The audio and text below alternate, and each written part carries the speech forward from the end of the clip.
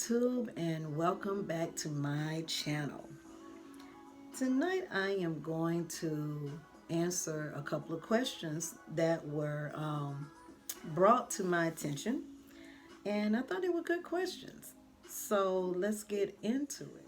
What's your best advice for someone just starting out in the wedding industry?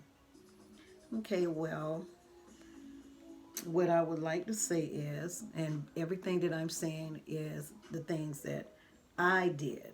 I have been in this industry for 27 years. That's a long time.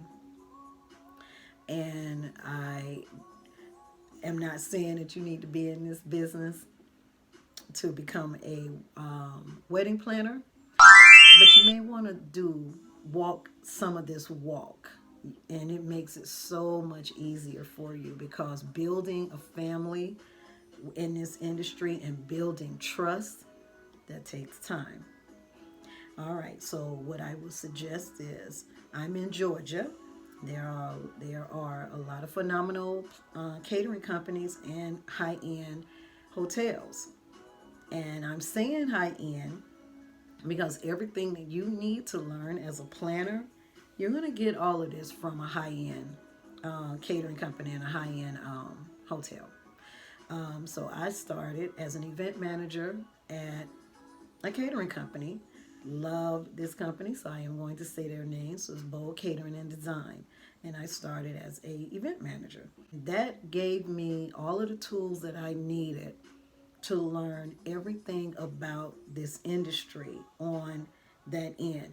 And the plus side to working at a high end catering company, as of today, as of right now, they do everything. They have floral team, of course, their chefs, design team, everything, logistics. You get this in most one-stop shops when it comes to high-end catering, because they are mobile and stationary, so they do it all. And I was able to work with a lot of people, work with a lot of venues. So everything that I'm saying, these are things that you want. Thinking about being a planner, you want to build a relationship with your venues, the venue staff, because the venues are your clients. The staff, they're your clients, and you want to build your relationships with photographers. And most photographers, when they're coming in and you're as an event manager, I had the pleasure of meeting. So I started building my relationship as I worked events, introducing myself. People got to know me. We learned, we grew with each other during the years of just working events together. And again, most caterers and hotels have a preferred list, and they have people that they work with over and over and over again, and that's how you build your relationship. So I highly suggest that you partner up with a catering company or a high-end hotel, and work underneath them. Don't go work as an event manager. I just happen to had the pleasure of we're always working as a manager, being in management. I worked at a hotel, so I did not need to come into this company as a server. I already knew, I've been in hospitality. But if you're new, you need to start some, I'll say, as a server and work your way up to running events, or working in a high end hotel. That will get you familiarized with the dynamics of being a planner. You get all of it. Now, once you learn operations, this is your operations side of this.